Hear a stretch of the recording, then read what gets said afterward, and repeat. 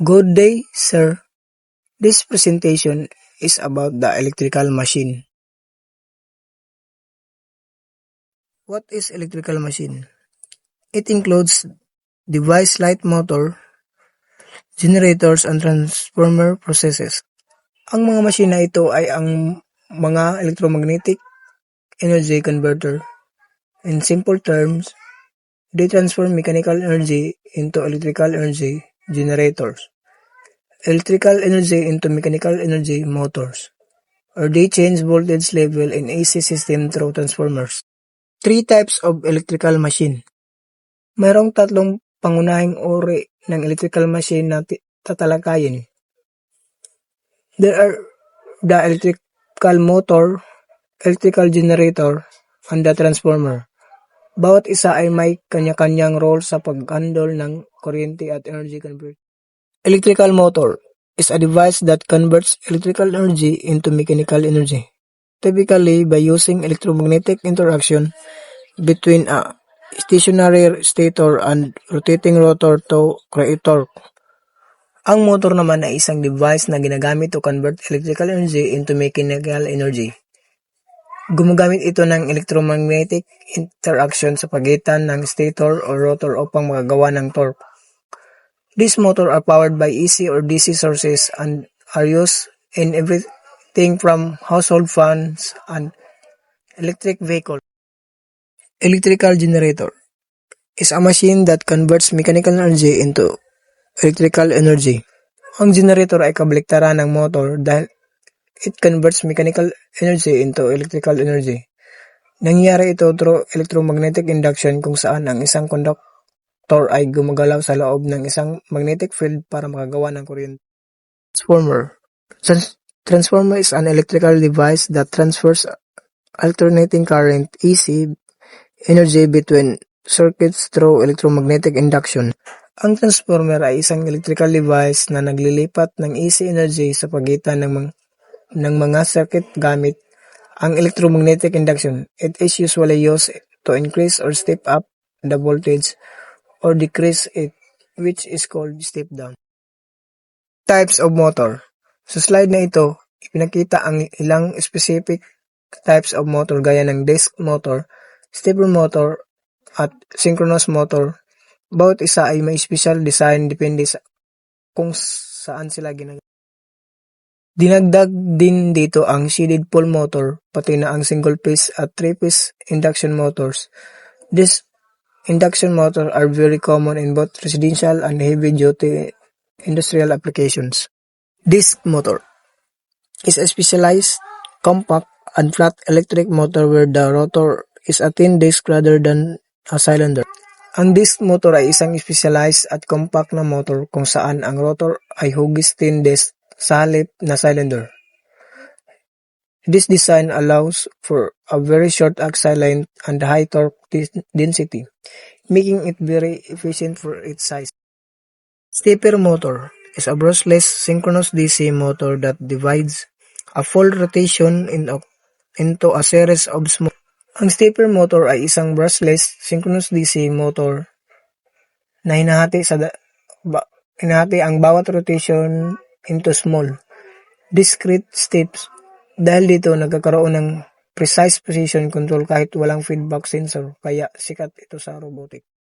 Synchronous motor is an AC motor that rotates at a constant synchronous speed which is precisely synchronized with the supply frequency and independent of the load. Itong motor na ito ay tumatakbo sa isang constant na synchronous speed na nakasync sa supply frequency.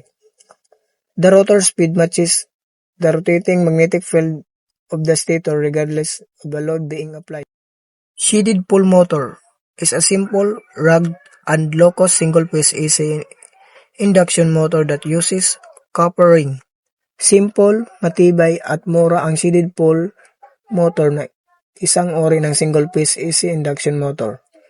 It uses a copper ring or shading coil para makagawa ng kailangang starting torque.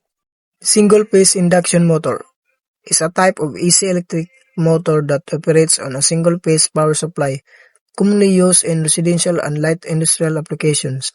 Ito ang motor na karaniwang makita sa mga bahay tulad ng mga washer or fans dahil tumatakbo ito sa single-phase power supply. It is well loved because its design is simple, robust, and very cost-effective.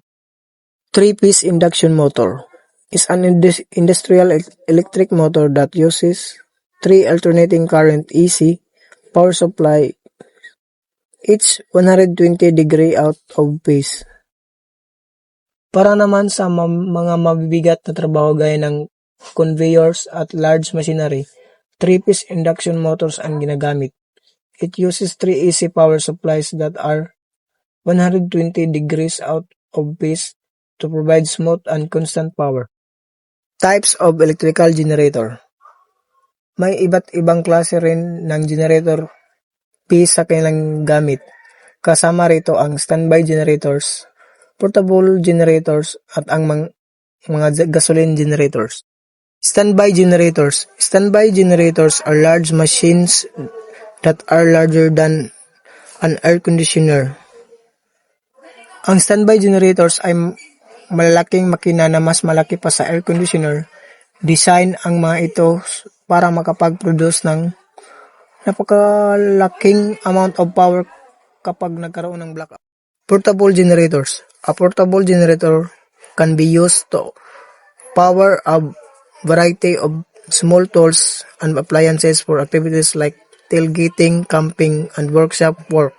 Gaya ng pangalang nito, ang portable generator ay madaling dalhin at gamitin sa mga small tools o appliances. Very ideal ito para sa mga outdoor activities like camping, tailgating, o kaya sa maliliit na workshop task.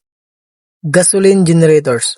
The most common type of generator is a gasoline generator, which is a great choice for tools and appliances with lower power requirements. Ito ang pinaka-common na type ng generator na ginagamit para sa mga tools na hindi masyadong mataas ang power requirement. They are more affordable kaya naman ginagamit sila pareho sa residential at industrial settings. Types of transformer. Sa mga transformers, mayroon tayong step down, step up, at isolation type. Ang bawat isa ay may mahalagang papel sa pag-manage ng voltage at safety ng circuits. Iba pang uri ng transformer ay ang toroidal core, earthing type, at power type.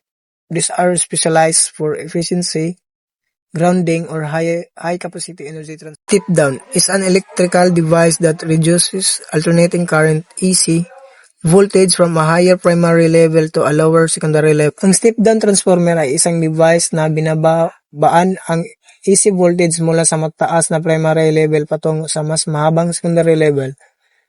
Ito ang nagpapadaloy ng tamang voltahe sa ating mga appliances.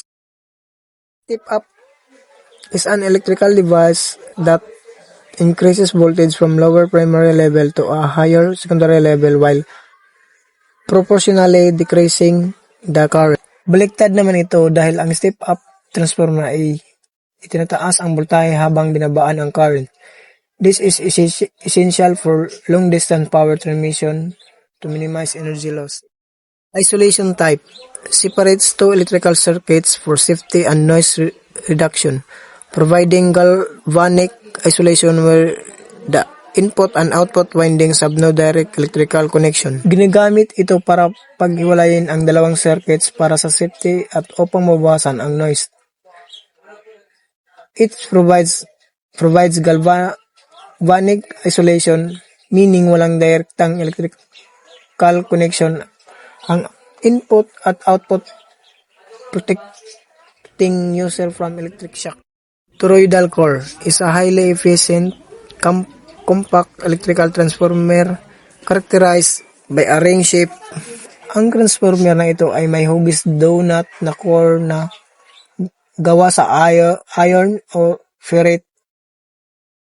Napaka-efficient nito at compact dahil ang copper wire windings ay pantay na nakabalot sa bilog na core. Earthing type is an auxiliary transformer used in Three-piece system typically delta connected to create an artificial neutral point for grounding. Ito ay isang auxiliary transformer na ginagamit sa three-piece systems. It means purpose is to create artificial neutral point para sa grounding system lalo na sa mga delta connected setup. Power type. Power type is a high-capacity static electrical device used to transfer energy between generator circuits and primary transmission network by stepping voltage up or down via electromagnetic induction. High-capacity static device ito na ginagamit sa paglipat ng energy sa pagitan ng generator circuits at transmission networks. It handles the massive stepping up or down of voltage needed for the power grid. Operational characteristic of electrical machine. Number 1, speed. The rotational speed of machine which can be constant, synchronous machine or variable. Induction machine. 2, torque. The rotational force produced by machine. Torque speed characteristic are crucial for motor application. Mahalagang malaman ang speed or rotational speed ng machine na pwedeng constant o variable kasama rin dito ang torque o ang rotational force dahil ang torque speed characteristic ay critical sa pagpili ng motor. Number 3, power factor. Power factor or PF is a crucial electric engineering that measures the efficiency with the electrical power converted into useful work output. Number 4, efficiency. The rotational of output power to input power, indicating how well the machine converts electric energy to mechanical energy or vice versa. Ang power factor ay sukatan kung gaano ka-efficient ang conversion ng electrical power into useful work, habang ang efficiency naman ay ang ratio ng output power sa input power, indicating how well the machine converts it to. Number 5, voltage regulation is the ability to maintain a constant terminal voltage under varying load condition, typically defined as the percentage change in voltage from no load to full. Number 6, frequency. Frequency defines how often an alternating current AC signal reverses direction, with common standards being 50 Hz or 60 Hz. Dito pumapasok ang voltage regulation o ang kakayahan ng machine na panatilihin ang constant voltage kahit nagbago ang load. Ang frequency naman ay kung gaano kadalas mag-reverse ang AC signal, usually 50 Hz o 60 Hz. And number 7 is voltage. Define how these devices converts energy, control speeds, and manage torque. Voltage acts as the electrical pressure. Voltage acts as electrical pressure na nagdidikta sa performance ng mga motor at generators. It defines how these devices manage energy conversion, control speeds, and handle internal electromagnetic force or EMF. Constructional characteristics of electrical machine. Number 1, stator and rotor. The stationary and rotating parts of the machine respectively. Number 2, windings. It composes a magnetic wire. And number 3 is magnetic materials. It can see in generator, motors, and transformer. Sa construction, ang main parts ay ang stator or stationary at rotor or rotating.